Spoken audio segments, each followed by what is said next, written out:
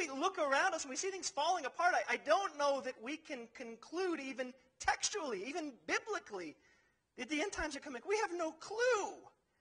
We have no clue from Matthew 24. We have no clue. And rumors of wars and nation against nation and kingdom. That's just the beginning, he says. That's the beginning.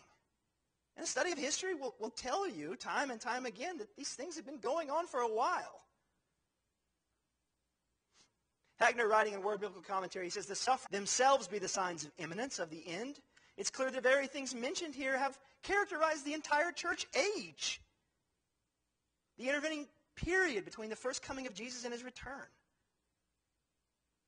Things that may, for the moment, look out of control and nevertheless within God's purpose. And the time of the end is in God's hands alone. It's in God's hands alone. This is where we're going to go in the next 5 minutes. I want to tell you this based on Matthew 24 in the first 14 verses. We will get into some end times months over the next couple of weeks or the next couple of months. We will be forced to deal with some end times theology. But I don't think that's where Jesus is going in the first 14 verses. I don't think that's where Jesus is going in the first 14 verses. It's good for me. It's good for me because there's clear application here. What is Jesus' point? He begins to allude to it in verse 13, and we find it in the whole mix.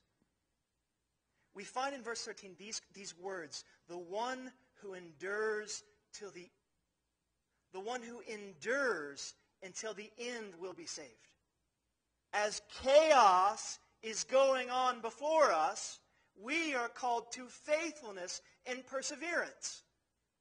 So Jesus' goal, I want you to hear this and hear this clearly. I really believe it. For us to fix or fixate our eyes on the sky, looking for some sort of end times update.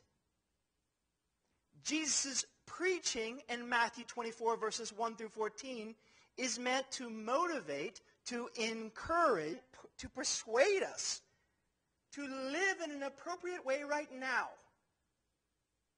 We'll get to some end time stuff, I promise you, but I'm not taking you there today. In light of Matthew 24, verses 1 through 14, we ask the question, how do we live in this in-between time? How do we live in this in first 14 verses? There are things that will certainly happen. Jesus' followers will be delivered to tribulation. They will be killed. They will be hated by the nations. But there are some things that maybe aren't so 14 verses. When Jesus says that many will fall away, when Jesus says right here in these verses that many will betray one another, that many will hate one another, that many will be misled. We've read Matthew 24 so many times, but we want to speculate about the end.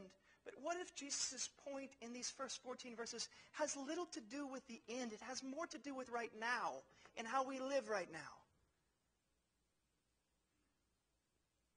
Deliver you over to tribulation, and they will kill you. But listen to this. At that time, many will fall away. Verse 10. Many will betray one another. Many will hate one another. Many false prophets will arise and mislead many. And lawlessness will increase, and people's love will grow cold. One who endures till the end will be saved. The one that endures until the end will be saved. If we are in these in-between times, if the birth pangs have started, if wars and rumors of, if famines and persecution has already begun, then I want you to, I don't know how to persuade you of such things. Persuading someone that they are in imminent danger when they don't feel like they're in danger is crazy difficult. But when I read verse 4, when Jesus says, see to it that no one misleads you, one of the first things we must understand right now is that you are in danger of being misled. You're in danger of being misled.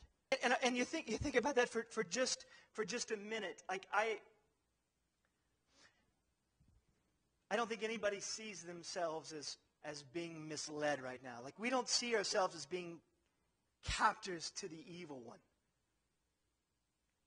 Reminded of C.S. Lewis's tape letters. I don't know if you remember these words when we did our screw tape study, but Lewis wrote that the safest road to hell is the gradual one. The safest road to hell is the gentle slope. It's soft underfoot without sudden turnings. A signpost. In the context of C.S. Lewis's letter, if you remember in C.S. Lewis's book, the Screw Tape Letters, one of Satan's demons that's been assigned to his subject, if you can imagine your demon, he's upset. His subject just has little sins. And Satan reminds his tempter that although spectacularly wicked sins get all the attention, the only thing that matters is it does not matter, Lewis writes, how small the sins are, provided their cumulative effect is to edge the man away from the God of light and out into nothing. And so Lewis concludes there that cards, murder is no better than cards. If cards can do the trick, the safest road to hell is the gradual one, the gentle slope, soft underfoot, without sudden turnings, without milestones, without signposts. And that helps me. That really does help me. Like, I see people around me addicted to heroin and cocaine very often. But I think if we look, we can see hundreds of little things that get between you and your God. Things that we don't categorize as being bad at all. Things like they keep us from being attentive to what God wants us to do. They keep us from loving our children. It keeps us from doing the little things that we want to do. And so you are under attack. Now, we may not hear in the text. See to it that no one misleads you. At that time, verse 10, many will fall away. Your children are under attack. His church is under attack. And just, I don't know why those words stick out of my mind. An addict doesn't mean that you're winning. It doesn't mean that you're winning. I'm not against cards. I'm not against college football. I'm not against cell phones. In fact, my wife and I are looking for some good spades players. I will watch plenty of college football, but listen. The little things get in the way from Jesus Christ.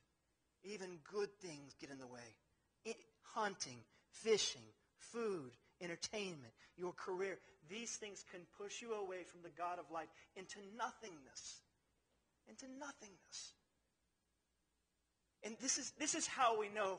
This is how people are so distracted and they're growing. They're falling astray. They're wandering away. You're under attack. Don't be deceived. Don't think for a second that just because someone looks like they have it on. If you read any of the stories this week from the man who stole the airplane, you guys saw that footage. If you spend a few minutes to read about him, he is being called a faithful husband and a loving son. He is described as a warm and compassionate man, and his family was described by a neighbor as the closest and most stable she's ever known.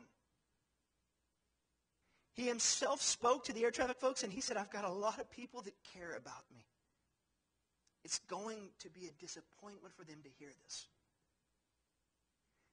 You are under attack. Your children are under attack. And your church is under attack. And that there are the addiction kind of stuff. You struggle with that, that's getting in the way of Jesus. But there are other things, even good things. And if they are getting in the way between you and Jesus, we may not even see it. You're under attack. Silent, deadly, ignored, yet real. And we find those words in Ephesians 6:10 through 18. Finally, be strong in the Lord, in the strength of his might. Put on the full armor of God so that you'll be able to stand firm against the schemes of the devil. And he is scheming. Our struggle is not against flesh and blood, but it's the spiritual foes of wickedness in the heavenly places. Therefore, take up the full armor of God so that you'll be able to resist in the evil day, having done everything to stand firm. Stand firm with truth, having put on the breastplate of righteousness, having shod your feet with the preparation of the gospel of peace. In addition to all, take up the shield of faith, with which you will be able to extinguish the flaming arrows of the evil one. And the helmet of salvation, with all prayer and petition, pray at all times. Pray like there's bombs dropping on your house, because spiritually there are. There are. Pray fervently that you